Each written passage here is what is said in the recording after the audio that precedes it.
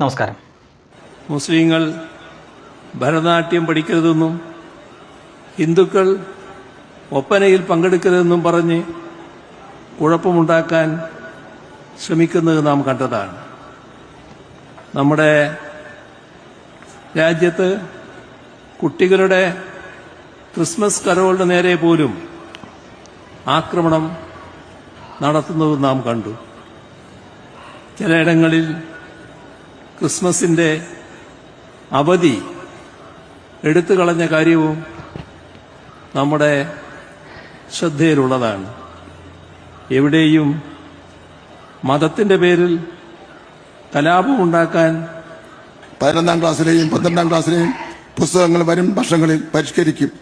കുട്ടികൾ പഠിക്കേണ്ട ചരിത്ര ശാസ്ത്ര ഭാഗങ്ങൾ കേന്ദ്ര വിദ്യാഭ്യാസ മന്ത്രാലയത്തിന്റെ നേതൃത്വത്തിൽ വെട്ടിമാറ്റിയപ്പോൾ ആ ഭാഗങ്ങൾ ഉൾപ്പെടുത്തി ബദൽ പാഠപുസ്തകങ്ങൾ തയ്യാറാക്കി കുട്ടികളെ പഠിപ്പിച്ച ഏക സംസ്ഥാനം കേരളമാണെന്ന് ഞാൻ പറയുവാൻ ആഗ്രഹിക്കുകയാണ്. കേരളത്തിലെ സാധാരണക്കാരായ കുട്ടികൾക്ക് അർഹതയുള്ള 1065 കോടി രൂപ കേന്ദ്ര സർക്കാർ തടഞ്ഞു വച്ചിരിക്കുകയാണ്. അത് ലഭിച്ചില്ലെങ്കിലും നമ്മുടെ കുട്ടികൾക്ക് ഒരു കുറവും വരാതെ നോക്കുവാൻ ഈ സർക്കാർ തയ്യാറായിട്ടുണ്ട്. മറ്റ് രാഷ്ട്രീയപരമായ പരാമർശങ്ങൾക്ക് ഇതിന്റെ ഒരു ഗരിമ, ഇതിന്റെ ഒരു അന്തസ് നിലനിർത്തുന്നതിന് വേണ്ടി മറുപടി പറയാൻ വേണ്ടി ഞാൻ ഇവിടെ മുതിരുന്നില്ല.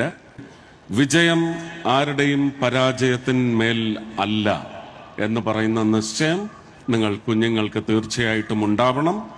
വിജയങ്ങൾ പ്രഖ്യാപിക്കപ്പെടുമ്പോൾ കണ്ണീര് ഇറ്റു വീഴാം, പക്ഷെ അത് ആനന്ദാശ്രുക്കളായിരിക്കണം. അത് ലഭിക്കാത്തതിന്റെ പേരിൽ സങ്കടക്കണ്ണീരായി ഒരിക്കലും ഒഴുക്കരുത് എന്ന് പറയുന്ന ഒരു വലിയ ജ്യേഷ്ഠന്റെ അമ്മാവന്റെ ഒക്കെ സ്ഥാനത്ത് നിന്നുകൊണ്ട് ഏറ്റവും അപ്പീലുകൾ കുറഞ്ഞ യുവജനോത്സവ മേളയായി ഇതിനെ ഉയർത്തണേ എന്ന് ഞാൻ വിദ്യാർത്ഥിനി സമൂഹത്തോടും അധ്യാപകരോടും ഗുരുക്കന്മാരോടും അഭ്യർത്ഥിക്കുകയാണ്.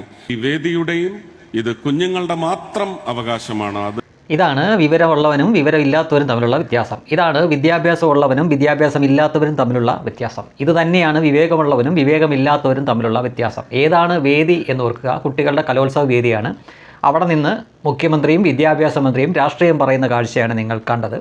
എന്നാൽ അതേ അളവിൽ തന്നെ രാഷ്ട്രീയം പറയാമായിട്ടും പക്ഷേ അതിന് മുതിരാതെ ഇത് ഏത് വേദിയാണ് എന്ന് എനിക്ക് ബോധ്യമുണ്ട് എന്ന് പറഞ്ഞിട്ട് ആ കുട്ടികളെ അനുഗ്രഹിച്ചിട്ട് അദ്ദേഹത്തിൻ്റെ കടവ് നിർവഹിച്ചു പോകുന്ന കാഴ്ചയാണ് നമ്മൾ കാണുന്നത്. സുരേഷ് ഗോപിയാണ് കേന്ദ്രമന്ത്രിയാണ്. എന്നാൽ മുഖ്യമന്ത്രിയും സംസ്ഥാനത്തെ വിദ്യാഭ്യാസ മന്ത്രിയും എന്തിനാണ് ശ്രമിച്ചത് എന്ന് നോക്കുക. ഇവർ പഴയ കാലഘട്ടത്തിലൂടെയാണ് ഇപ്പോഴും പോയിക്കൊണ്ടിരിക്കുന്നത്. പുതിയ കാലഘട്ടത്തിലെ കുട്ടികൾക്ക് ഇൻ്റർനെറ്റ് എന്താണെന്നും അതുപോലെ തന്നെ സോഷ്യൽ മീഡിയ എന്താണെന്നും ഒക്കെ നന്നായിട്ട് അറിയാവുന്നതുകൊണ്ട് അത്യാവശ്യം കാര്യങ്ങൾ ഗ്രഹിക്കാൻ കഴിവുള്ള കുട്ടികൾക്ക് ഈ രാജ്യത്ത് എന്താണ് നടക്കുന്നത് എന്നറിയാനുള്ള സാമാന്യ ബോധവും ബുദ്ധിയൊക്കെ അവർക്കുണ്ട്. നിങ്ങളെപ്പോലുള്ള കടൽ കിഴവന്മാരായിട്ടുള്ള ഈ രാഷ്ട്രീയക്കാരുണ്ടല്ലോ, രാഷ്ട്രീയക്കാർ, ഇത് നിങ്ങൾ പറയേണ്ട വേറെ വാക്കൊക്കെയാണ്. കാരണം നിങ്ങൾ കാലഹരണപ്പെട്ടു പോയി. മനസ്സിലായി, നിങ്ങളെ ഒന്നും തിരുത്താനൊന്നും പറ്റില്ല, തിരുത്താനോ മാറ്റാനോ ഒന്നും പറ്റില്ല. കാരണം അങ്ങനെയാണ്. അപ്പോൾ നിങ്ങൾക്ക് കാലം മാറിയതിൻ്റെയൊന്നും അറിഞ്ഞുകൂടാ. അതുകൊണ്ടാണ് ഇപ്പോഴും ഈ പഴയ കാലത്തെ അഭ്യാസങ്ങളായിട്ട് നടക്കുന്നത്.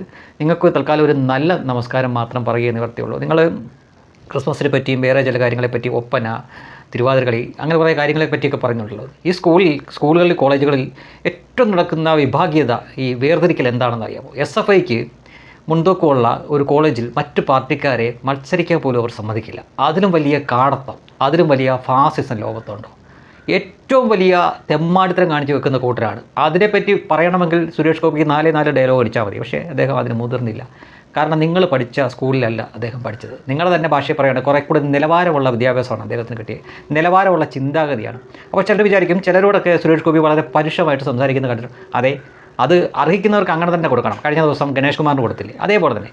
പക്ഷേ ഇത് നിൽക്കുന്നത് ഏത് കൂട്ടരുടെ മുന്നിലാണ് എന്ന് അദ്ദേഹത്തിന് അറിയാം. കുട്ടികളുടെ മുന്നിൽ പറയാനുള്ള കാര്യങ്ങളല്ല അത്. പക്ഷേ അവിടെയും രാഷ്ട്രീയമായിട്ട് എന്തെങ്കിലും നേട്ടം കിട്ടാൻ പറ്റുമോ എന്നാണ് നമ്മുടെ വിവരം കൂടിയ, വിദ്യാഭ്യാസം കൂടിയ, വിവേകം കൂടിയ, ഇത്രയും പ്രായമായ 80 വയസ്സായി മുഖ്യമന്ത്രി പറഞ്ഞത്. ഏതാണ്ട് അതിനോട് അടുത്ത വയസ്സായിക്കൊണ്ടിരിക്കുന്നു. വയ്യ ആർക്ക്?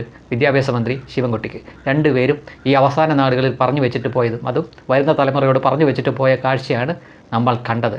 നമ്മൾ പ്രബുദ്ധരാണ് കേട്ടോ, പ്രബുദ്ധർ, നവോത്ഥാന മലയാളീസ്.